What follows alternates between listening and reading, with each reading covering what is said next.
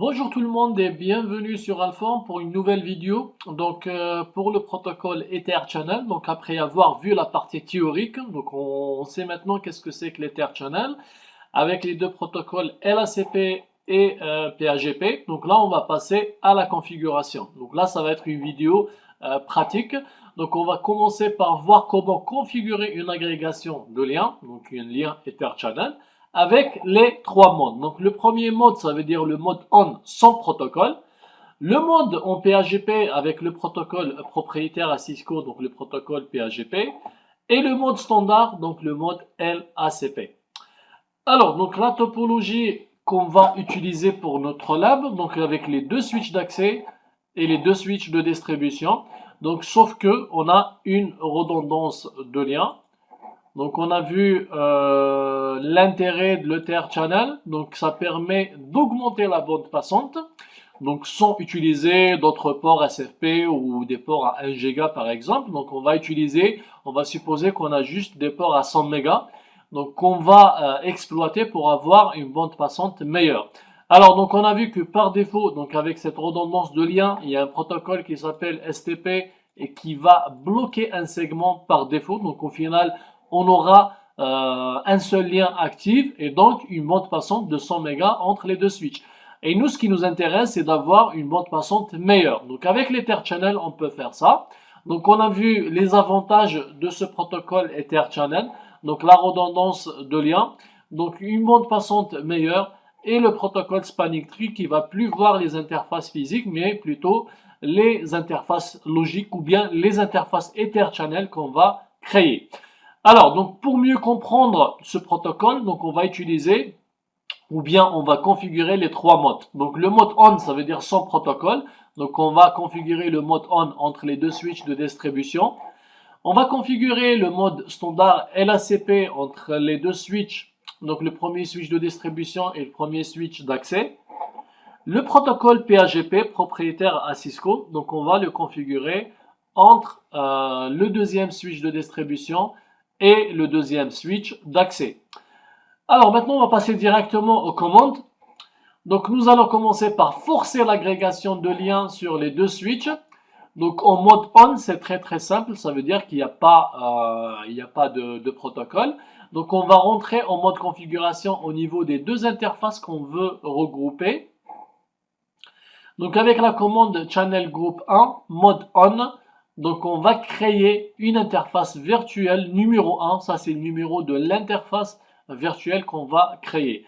Et pareil, donc de l'autre côté, au niveau du switch qui est en face, donc il faut rentrer en mode configuration sur les interfaces. Alors juste une chose, donc c'est pas obligatoire d'utiliser les mêmes interfaces, d'accord? Donc là on a utilisé l'interface 1 et 2. Au niveau du deuxième switch, je peux utiliser par exemple l'interface 3 et 4. Donc là c'est pour vous dire que peu importe les interfaces ou bien les numéros physiques des interfaces. Et pareil pour les numéros des interfaces qu'on va créer. Donc là, c'est local. Donc là, on a créé l'interface pour channel 1.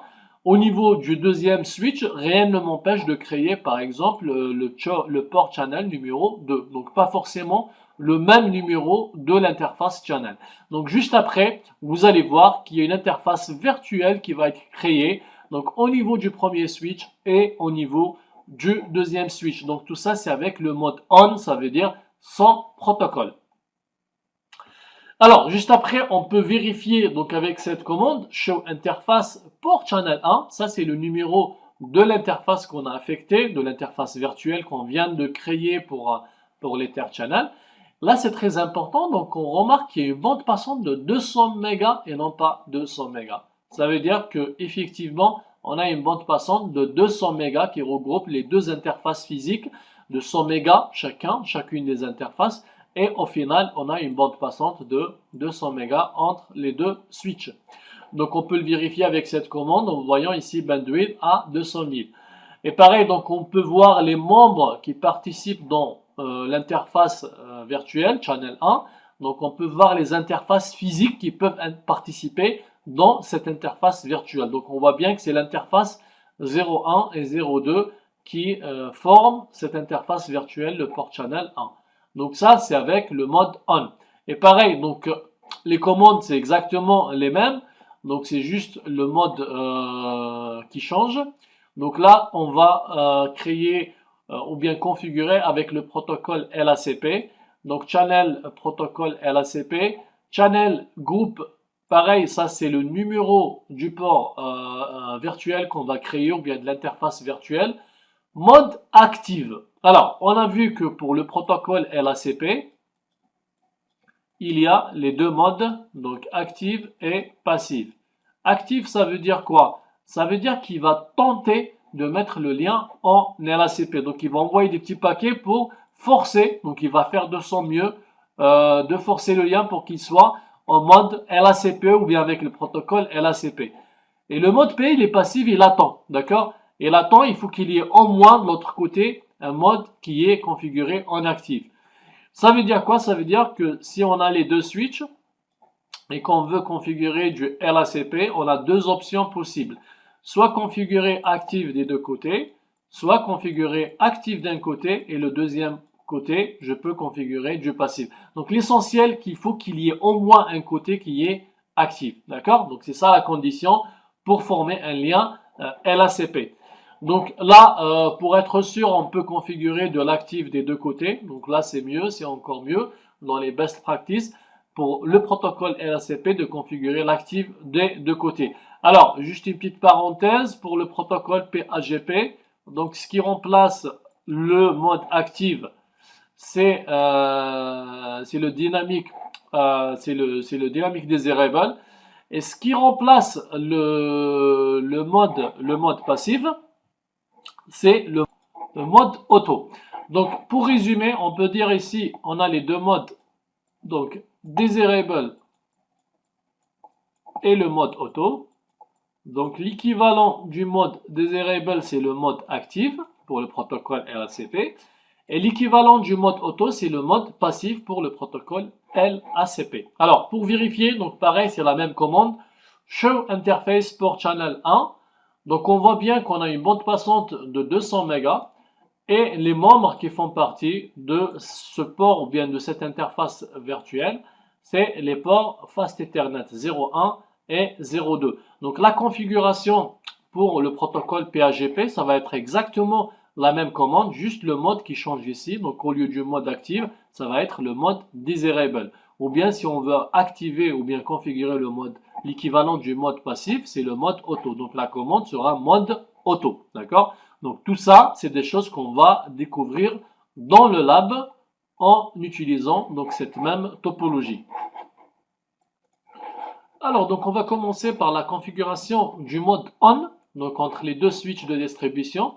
Donc, mode on, ça veut dire qu'on n'a pas de protocole.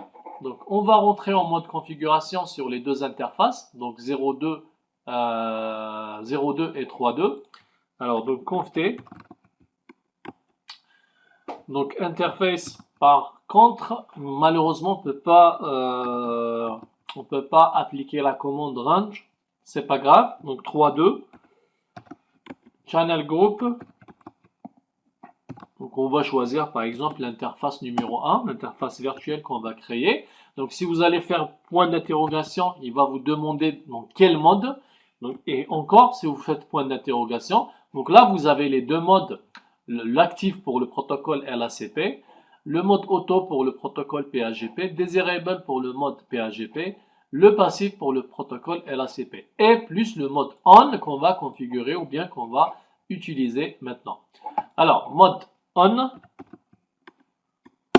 donc ça, c'est au niveau du premier switch de distribution. Donc, on voit après la petite phrase qui dit qu'on vient de créer une interface virtuelle numéro 1. Alors, donc, de la même manière, on va au niveau du switch numéro 2. Donc, je vais juste réduire la fenêtre. Donc, on va au niveau de ce switch numéro 2, donc le DSW2. Donc, pareil, c'est les mêmes interfaces. Donc, pour simplifier les choses, j'ai préféré utiliser les mêmes interfaces des deux côtés. Donc, Ethernet 3.2. Pareil, donc channel group. On va donner par exemple le même ID, mode on.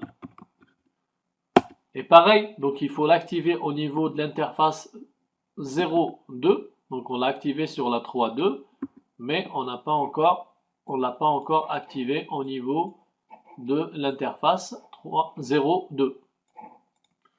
Donc de la même manière, on va au niveau de l'interface 0.2 et avec les flèches, on peut revenir vers la commande sans la retaper une deuxième fois. Et pareil, donc là je pense qu'on l'a activé juste au niveau de cette interface. Donc pareil, on doit l'activer sur la deuxième interface, donc le 2.0.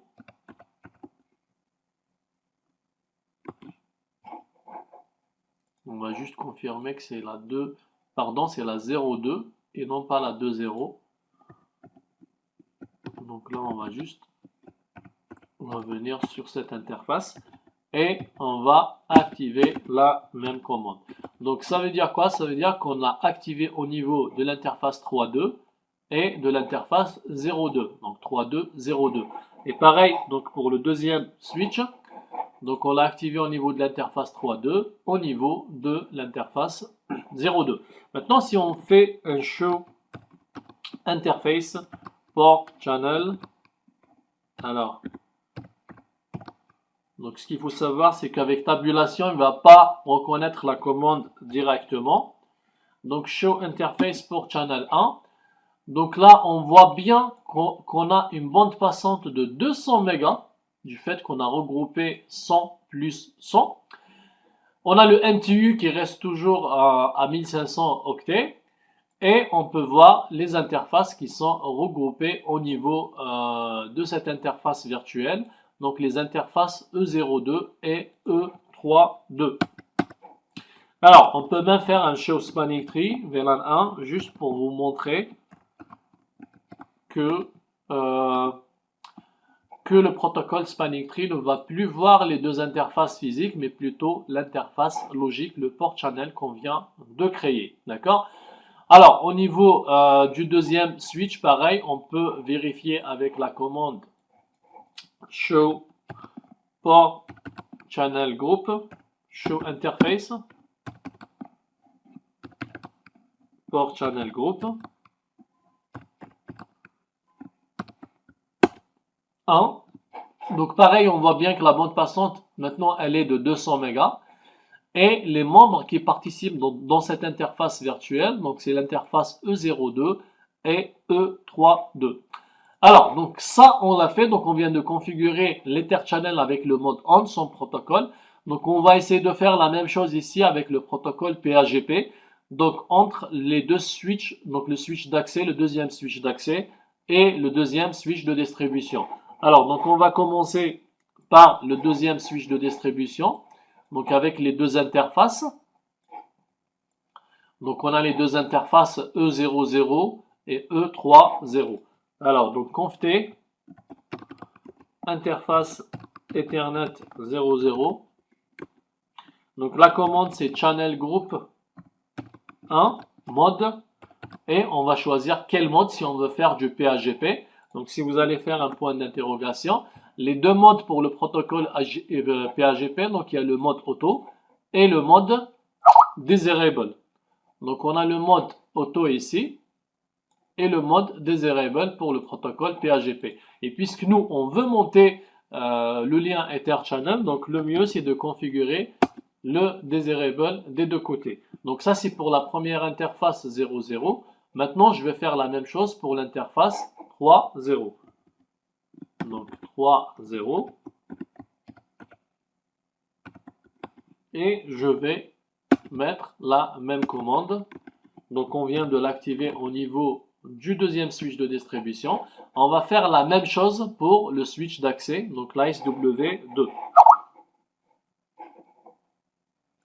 Alors donc, le deuxième switch de distribution, on va voir juste les interfaces au niveau de ce deuxième switch d'accès. Donc c'est exactement les mêmes. Donc interface Ethernet 00. Donc la commande c'est toujours la même, channel group 1, mode desirable. Et pareil, donc on va faire la même chose pour l'autre interface. Donc Donc 3.0. Voilà, donc comme ça, on a activé de l'Ether Channel des deux côtés avec le protocole PHP. Maintenant, si on fait un show interface port channel ou bien channel group, alors la commande c'est interface show interface port channel 1.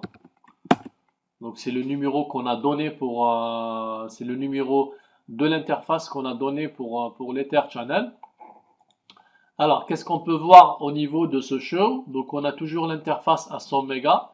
Ça veut dire qu'il y a un souci quelque part. On va essayer de trouver la ligne où il y a les membres qui participent dans ce lien Ether Channel. Donc, on va juste faire un show running. Interface, par exemple, on va commencer par l'Ethernet 00. On va voir si c'est bien configuré. Donc on voit bien que c'est le channel group 1 en mode desirable. On va au niveau de l'interface, la deuxième interface. Donc l'autre interface c'est E30. Donc pareil, apparemment c'est bien configuré au niveau de ces deux interfaces. Donc c'est le channel group 1 mode desirable. Donc on revient juste au niveau du deuxième switch de distribution, donc pour revoir notre configuration. Alors show running interface fast Ethernet ou bien Ethernet, donc il n'y a pas de fast Ethernet sur GNS3.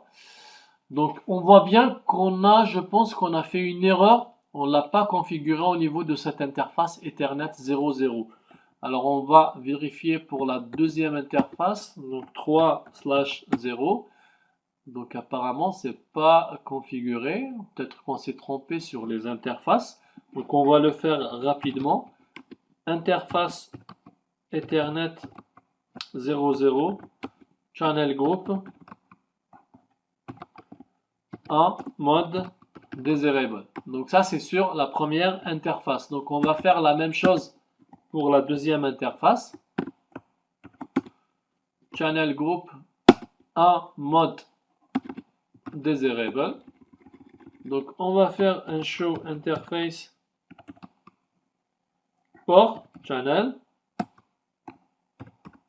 1 et on va vérifier est-ce qu'il y a un changement ou non. Donc là on voit bien que la bande passante elle est de 200 mégas. On a les interfaces qui participent dans le port Ether Channel, donc le E02 et le E32. Et du coup, donc on a une bande passante de 200 mégas ici avec le protocole PHP. Alors, ce qu'on va faire maintenant, ce qui reste à faire, c'est de configurer de la même manière, sauf que on va utiliser un protocole standard, le protocole LACP. Donc, entre le premier switch de distribution et le premier switch d'accès. Alors, on va commencer par le premier switch de distribution. Donc, on va configurer le mode LACP. Donc, je reviens à notre switch de distribution. J'ai juste un petit problème au niveau de ma souris. Voilà, donc on va au niveau des deux premières interfaces, donc conft. Alors conft interface Ethernet 00, donc channel group. On va utiliser par exemple, on va créer, par contre comme on a déjà créé une interface 1 pour le mode on, donc on va créer l'interface 2 par exemple. Pour le mode LACP, donc channel group 2 par exemple. Mode, je vais choisir le mode active pour le protocole LACP. Donc, pareil, donc de la même manière, on va rentrer en mode configuration sur l'interface 3.0 et on va créer la deuxième interface virtuelle, donc le port channel 2. Alors, donc ça c'est pour le DSW1. Maintenant, on va au niveau du premier switch d'accès, au niveau de ces deux interfaces.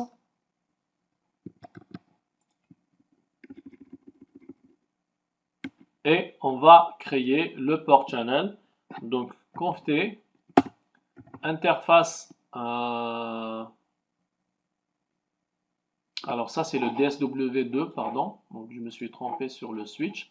Donc nous on est au niveau, on vient de configurer au niveau du DSW1. Maintenant il faut faire la même chose au niveau du switch ASW1. Donc conft interface Ethernet 00. Donc channel groupe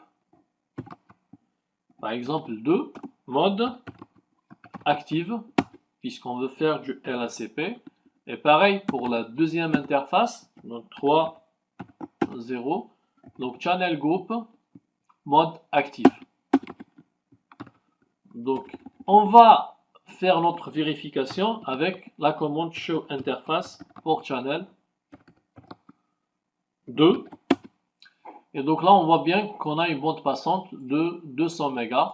Les interfaces qui participent, les interfaces physiques qui participent dans ce port channel PAGP, donc E00 et E30.